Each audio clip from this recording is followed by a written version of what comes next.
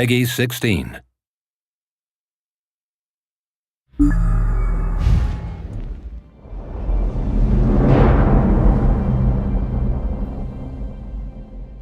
Hi, I'm Paul Sage.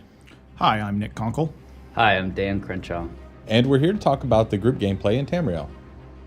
Yeah, so here what we're looking at is an overland boss monster. One of the things we looked at is the fact that people at first really kind of like to get their legs, so to speak, under them by playing alone. And so what we wanted to do is provide friction elements to really get people involved in playing with other people, because we don't want to force you to play with others.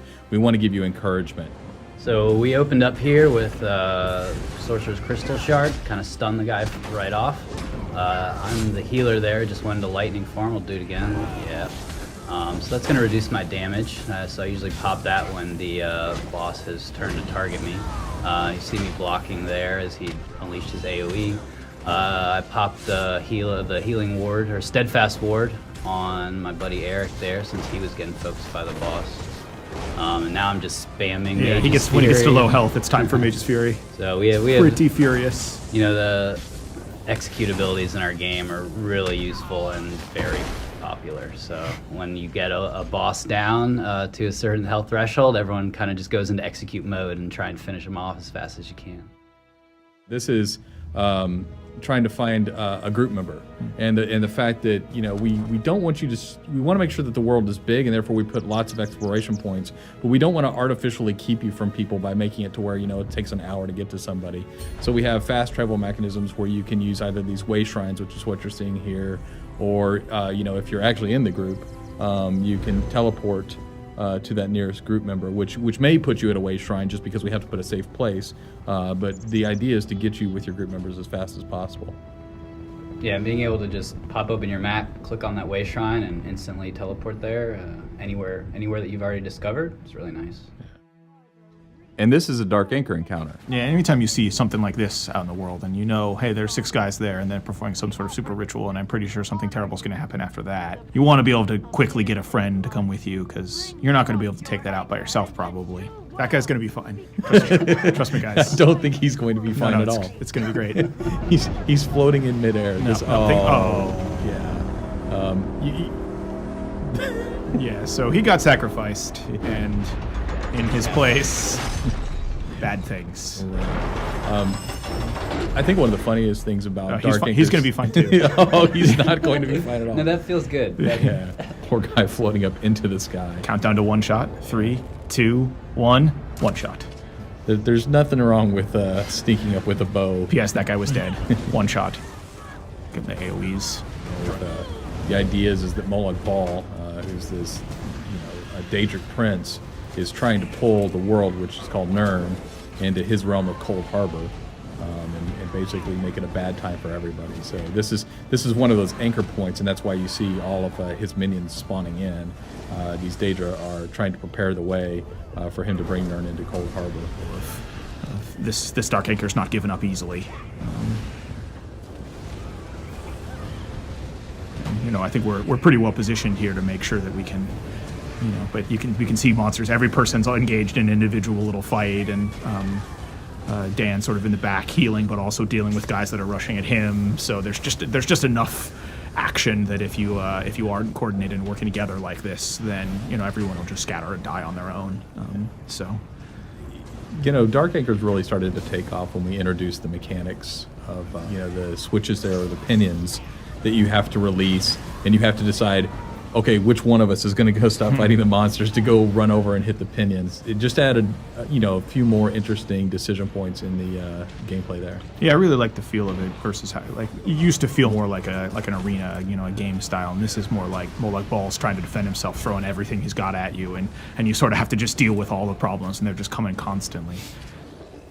Probably want to protect the healer there. Yeah, there you go. Oh, is that the crystal mortar there? I love that one.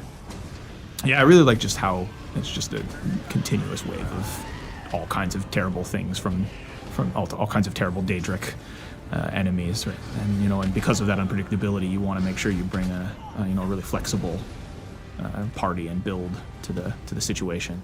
You know, when we switch back and forth between first person and third person, you know, I know a lot of the guys around here like to play in third person, just because of the situational awareness. But almost every time I'll play in first person, just because I really like the level of detail it provides, and some of the cues are easier to read actually. I like the bow first person in particular too. There's something about the aiming that feels very good to me when I play that way versus in melee. A lot more often I like to play in third person. I think something worth pointing out too about what you're seeing on screen right here is that it's the Dragon Knight Firestaff build, but he's wearing heavy armor. So it's kind of an unusual combination, right? There isn't really an archetype that fits with per se. It's a little mage, it's a little battle mage.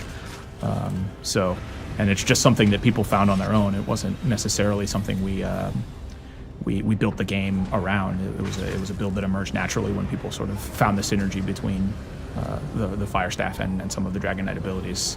So it's pretty popular, and it's also quite survivable. You can see him both tanking and dishing out some pretty solid AoE damage. So I really think my Clanfear is beating us all. the Clanfear, that thing's doing work. Get it done, Clanfear. Yeah, he's taking on that Storm Mage knock. Oh, that was the Templar Spear. Yeah, spearing him for days Great there. ability. You know, I think if you're playing the Bow Templar, certainly that spear ability that knocks him down. Yeah, it's pretty cornerstone. Yeah, is very helpful. And then if you take the bow ability, which is Scatter Shot, you've got another knockdown, so you can take on 3 opponents pretty easily. Yeah, so I chose the Sorcerer Healer because I love the heal staff abilities first off, and the Sorcerer gets a ton of mana regen. Dark Exchange. Yeah, and the Dark Exchange ability, which basically lets me sacrifice stamina, which as a healer I'm not using a whole lot, Right. to regen both health and mana. So Yeah. just awesome all around. Well, speaking of sacrifices, we Yeah. have this have this going on. You know, for practice being illegal, Daedric worship sure does play a Yeah, lot. it's awfully prevalent. This is a harvester. You can see that there's a little orb on the side of your screen there that just got exploded. That will gradually restore health if you don't stop it from getting to the harvester. That's sort of how you take her down. And there's 4 of them that spawn, and you have to take them out before they get to her. Ooh, nice dodge. Yeah, that was a pretty sweet dodge roll. I think a harvester is actually one of our unique Daedra for Elder Scrolls Online, correct? Yeah, I think so. Take that, Harvester. Yeah. So that's at the end of all the waves, or all the sort of continuous waves. There's one giant boss, and then you get the opportunity to knock out the thing for good, which is what's happening here. And you can see like it was a really bad place. The world was warped around this, and after you take it out, it sort of returns to normal. You know, the skies go back to clear. Yeah, Pretty sparkles. Yeah, take that, Molag Ball. Stay out of our Tamriel.